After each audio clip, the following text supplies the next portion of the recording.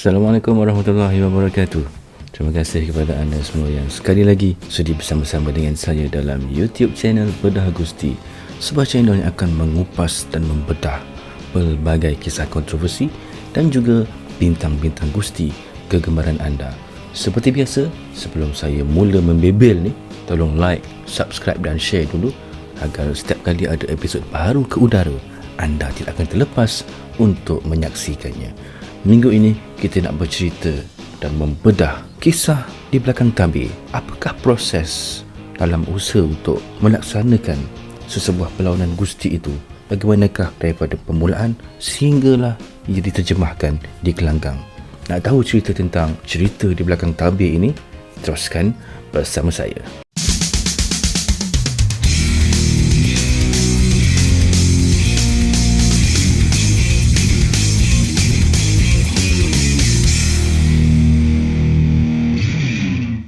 Seperti mana yang kita tahu, Ali Gusti merupakan seorang atlet yang terlatih untuk membolehkan dan melayakkan mereka untuk bergelar sebagai bintang Gusti.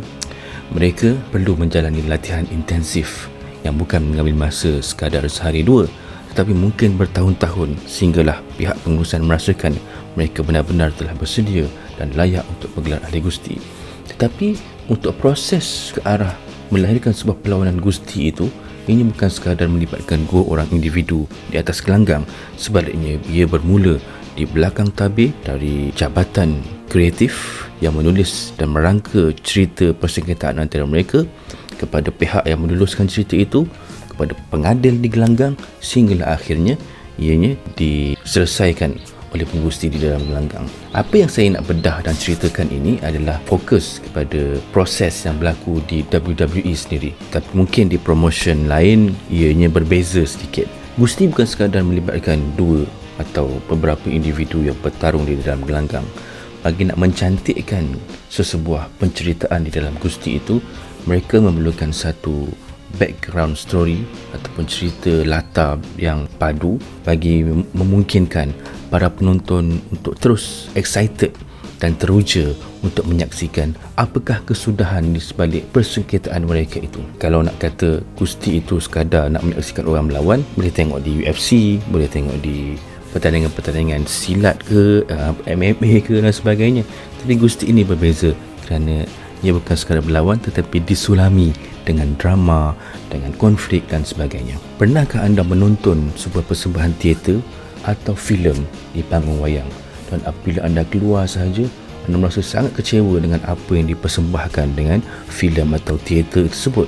Mungkin dari segi penulisan skripnya, dari segi sinematografinya, dari segi pengarahannya, membuatkan anda rasa tak puas hati dan rasa macam tak berbaloi duit yang anda belanjakan untuk menyaksikan persembahan atau movie tersebut. Begitulah juga dalam Gusti. Sekiranya sesebuah persembahan Gusti itu tidak disulami dengan satu penceritaan yang baik, maka penonton juga akan tetap mengkritik dan memberikan backlash kepada cerita di sebalik persengketaan tersebut. Gusti bukan lagi Gusti seperti 2-3 dekad yang lalu. Sebaliknya, Gusti pada hari ini dilengkapi dengan pelbagai lapisan dalam proses penceritaan, menuluskan dan akhir sekali dari segi executionnya. Mereka bukan sekadar merangka jalan cerita untuk acara pay-per-view, tetapi untuk saban minggu. Seperti mana yang kita tahu, WWE sahaja mempunyai beberapa acara mingguan mereka, iaitu Raw setiap pagi Selasa waktu tempatan, SmackDown setiap pagi Sabtu waktu tempatan, dan juga NXT yang disiarkan setiap Khamis pagi tempatan. Jadi ada satu pasukan ini yang digelarkan sebagai Creative Team, pasukan kreatif, jabatan kreatif yang katanya beroperasi di tingkat 4 di ibu pejabat WWE di Stamford, Connecticut, dan mereka inilah yang menghasilkan skrip untuk diterbitkan di dalam sesebuah cerita Gusti itu. Dalam sebuah temu ramah bersama dengan Bleacher Report pada tahun 2015, naib Presiden Eksekutif untuk Pembangunan Bakat, Live Event dan Kreatif Paul Levesque atau Triple H pernah berkata bahawa kami mempunyai seluruh jabatan itu, Creative Writing Department, dan kita ada lebih kurang 20 penulis pada waktu itu. Mungkin sekarang ini lebih lah. Dan mereka yang menduduki kerusi di jabatan kreatif ini datang dari pelbagai kelompok. Ada yang datang daripada pasukan TV, ada yang pernah mengepalai soap opera, telenovela dan sebagainya. Ada juga yang pernah bekerja dalam filem, drama di TV dan sebagainya. Dan tidak terkecuali bekas-bekas bintang dan penggusti yang sebelum itu pernah beraksi di pelbagai pentas gusti di seluruh dunia. Dan storytelling ini berbeza-beza lah. Ada yang storytelling itu, cerita itu datangnya daripada mereka yang memang datang daripada latar belakang gusti, tapi banyak juga storyline yang tidak melibatkan ataupun tidak datang daripada mereka-mereka yang berlatar belakangkan sukan gusti ini. Jadi ia merupakan satu kerja yang memerlukan gabungan. Mungkin idea itu datang daripada satu individu yang sebelum itu banyak menulis untuk soap opera, untuk telenovela, dan bagaimana nak diletakkan dalam acuan gusti itu. Jadi mungkin yang bekas-bekas penggusti yang bekerja dengan jabatan kreatif pada waktu itu akan blend semula cerita itu dan diadunkan sehinggalah dipersembahkan kepada Vince McMahon di dalam meeting tidak lama selepas itu.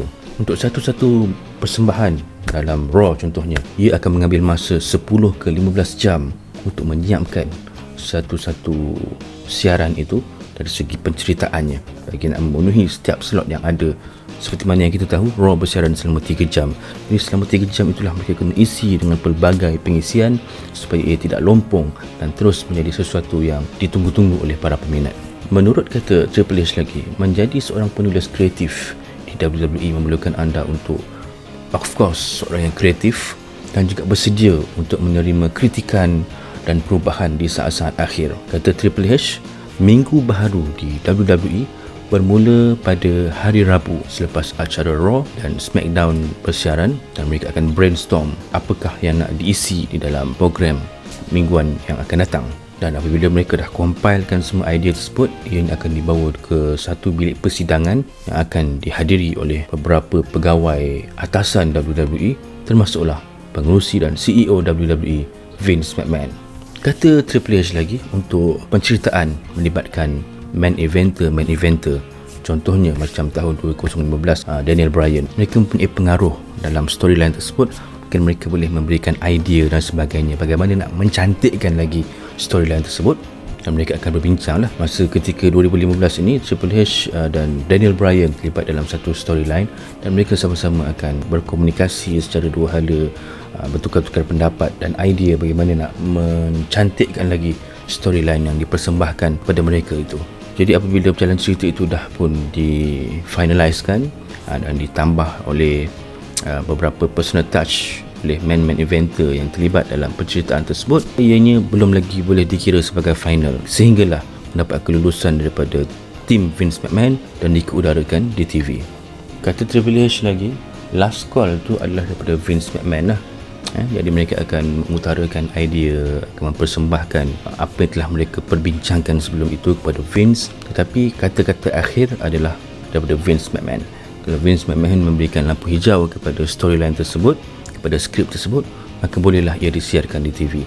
Sebaliknya kalau Vince kata, rasa kita kena ubah yang ini, kita kena buat yang itu, makanya terpaksalah dirombak semula skrip tersebut, walaupun ia telah pun dihasilkan dalam satu tempoh masa yang mengambil masa mungkin sampai 1 ke 2 hari untuk satu-satu storyline tersebut. Dan kadang-kadang dah tinggal beberapa jam sebelum Raw atau SmackDown atau pay-per-view itu bersiaran, Vince McMahon dia punya gila, dia boleh ubah last minute, dan kadang-kadang ianya menimbulkan kecelaruan jugalah dan tekanan kepada pasukan kreatif ini. Mungkin kadang-kadang ianya berpunca daripada kes-kes ketirisan maklumat di internet. Contohnya dah dikatakan bahawa seorang penggusti ini dikatakan akan muncul di kaca TV ataupun akan memenangi kejuaraan. Jadi apabila Vince tahu bahawa berita ataupun maklumat itu telah tertiris, dah bocor ke internet, maka beliau pun memilih untuk merubah saat-saat akhir supaya ianya berlainan daripada apa yang dijangka dan disangka akan berlaku di acara tersebut. Okey, itu cerita di belakang tabir lah, daripada proses penulisan skrip sampailah diluluskan dan juga disiarkan di TV. Sekarang kita nak fokus pula kepada apakah peranan yang dimainkan oleh individu yang berbaju belang dalam setiap perlawanan itu, iaitu pengadil. Pengadil walaupun nampak macam seorang yang tidak berapa penting, tapi mereka memainkan peranan yang bukan sedikit dalam memastikan perjalanan sesebuah perlawanan itu smooth dan lancar. Mereka membantu dari segi pacing, dari segi bila nak habis perlawanan, dari dan juga menerima arahan daripada Vince McMahon.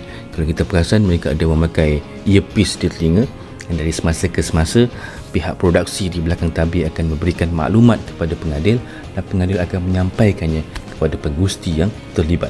Kadang-kadang semasa dalam perlawanan itu, seorang penggusti nak menyampaikan apa yang nak dilakukannya selepas itu, mereka juga akan menggunakan pengadil sebagai perantara, sebagai orang tengah.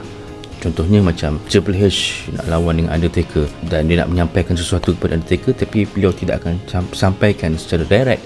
Sebaliknya maklumat itu akan disampaikan kepada pengadil dahulu, dan pengadil akan mencuri-curi peluang dan ruang untuk menyampaikan maklumat tersebut kepada Undertaker. Begitulah lebih kurang.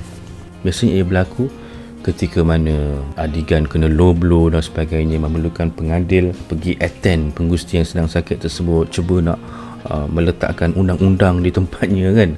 Tapi sebenarnya kesempatan itu biasanya diambil oleh pengadil untuk mendapatkan maklumat atau menyampaikan maklumat kepada penggusti apakah yang perlu mereka lakukan selepas itu. Biasanya dalam sesebuah perlawanan itu, penggusti-penggusti yang terlibat akan melakukan sesi latihan atau rehearse dahulu. Cuma apabila sebuah perlawanan itu panjang durasinya, maka setiap apa yang mereka telah koreograf sebelum itu tidaklah dapat diingati 100%. Maka akan adalah sesi tambah menambah bagi nak mencantikkan lagi perlawanan tersebut. Jadi pengadil lah yang berfungsi untuk membantu melancarkan perlawanan ini dengan memberikan macam cue kepada para penggusti ini apa nak buat dan sebagainya. Dan pengadil juga bertanggungjawab sepenuhnya untuk memastikan adakah penggusti yang sedang beraksi itu masih lagi fit ataupun mampu untuk bergusti lagi sekiranya berlaku beberapa dangerous bump ataupun hentakan-hentakan yang nampak membahayakan. Dan kalau kita lihat kadang-kadang bila mereka berlawan, apabila seorang penggusti itu terkena power bomb dan sebagainya, pengadil akan datang kepada penggusti itu dan bertanya okey ke tak okey. Dan salah satu caranya adalah dengan memegang tangan penggusti itu. Kalau penggusti itu boleh menggenggam semula tangan pengadil, maka penggusti itu okey lah. Tapi biasanya perkara ini jaranglah nampak di TV kerana kamera biasanya akan fokus kepada sisi yang lain supaya tidak jelas dan nampak apa yang dilakukan ketika komunikasi di antara pengadil dan penggusti yang terlibat itu. Dan Vince McMahon juga membenarkan pengadil dan memberikan kuasa kepada seseorang pengadil itu untuk menghentikan perlawanan jika dirasakan ianya sudah sampai ke tahap yang kritikal. Dan perkara ini akan disampaikan oleh stage manager kepada Vince dan Vince akan sampaikan kepada pengadil melalui earpiece yang dipasang di telinganya. Satu sign ataupun tanda yang menunjukkan bahawa penggusti di dalam gelanggang itu betul-betul sedang mengalami masalah dan memerlukan bantuan dan rawatan segera apabila pengadil menunjukkan isyarat X pada belakang tabir, menunjukkan memang ni betul-betul serius lah dan kecederaan itu perlu diambil dan dirawat dengan segera. Satu lagi individu ataupun pihak yang merupakan tulang belakang kepada kelancaran sesebuah acara itu adalah stage manager, dan mereka akan bertanggungjawab untuk memastikan lepas ni apa, dari segi lighting, dari segi pyro dan sebagainya. Ramai yang tanya, macam manakah sesebuah perlawanan itu ditentukan siapa menang dan siapa kalah? Ya, memang kita tahu gusti profesional khususnya di WWE ini adalah sukan hiburan, dan ia merupakan sebuah perlawanan yang telah ditentukan lebih awal siapakah pemenang dan siapakah yang akan kalah dalam perlawanan tersebut. Walaupun mereka dah tahu siapa menang dan siapa kalah, tetapi dari segi flow perlawanan tersebut ditentukan oleh kedua-dua penggusti itulah, dari segi panjang perlawanan dan sebagainya. Dan kadang-kadang mereka juga akan berbincang dahulu apakah pergerakan-gerakan yang akan memberikan impak dalam perlawanan tersebut yang mereka dah atur lebih awal. Contohnya seperti adegan di mana Mankind dibuang dari puncak sangkar Hell in a Cell oleh Undertaker, dan di mana inilah yang telah pun mereka sama-sama persetujui untuk dilakukan bagi nak memberikan impak kepada penonton agar dia menjadi sesuatu yang terus diingati sampai bila-bila. Tetapi cerita menang kalah dalam gusti ini tidaklah diketahui umum sampailah pada tahun 1989. Pada ketika itu Vince McMahon telah membongkarkan atau mendedahkan rahsia ini dengan berkata sebenarnya gusti profesional ini bukanlah perlawanan yang benar-benar sebuah competitive sport, tapi ia adalah sebuah perlawanan yang bersifat hiburan Kenapa Vince mendedahkan perkara ini? Kerana beliau berusaha untuk mengelak daripada membayar cukai sukan di setengah negeri di US. Jadi terpaksalah gunakan kaedah yang cheap tersebut untuk mengelak daripada membayar. Jadi cerita tentang dah ditentukan siapa menang siapa kalah, dan juga dikatakan wrestling ini berlakon, semua gerakan yang dilakukan itu palsu, tumbuk tak kena dan sebagainya. Tapi mengapa masih ramai yang terus mengikuti gusti profesional ini? Termasuklah kita di Malaysia ini kan. Ramai akan bertanya, kenapa kau tengok gusti ya? Tak tahu ke ia adalah palsu? Sudah tentu kita tahu ianya palsu, ianya adalah hiburan. Tetapi adakah ia tidak menghiburkan? Sudah tentu tidak. Kerana gusti ini adalah hiburan yang merangkumi semua aspek dan elemen. Ada drama, ada aksi, ada lawak jenaka, ada kesedihan, ada cerita cinta dan pelbagai lagi perkara. Menyebabkan wrestling ini menjadi ibarat sebuah soap opera, sebuah telenovela panjang bersiri-siri, macam sinetron bawang putih bawang merah yang tak habis-habis, saban minggu bersambung-sambung, bersiri-siri dan sebagainya. Apabila orang mengatakan bahawa gusti ataupun WWE ini adalah fake, jadi kita pun tanya balik kepada mereka, adakah siri-siri TV yang anda tonton di TV itu adalah sebenar? Juga dengan movie seperti Avengers itu pun adalah betul? Adakah anda tak merasa apa-apa sewaktu menonton movie tersebut? Tak ada emosi dan sebagainya? Sudah tentu ada.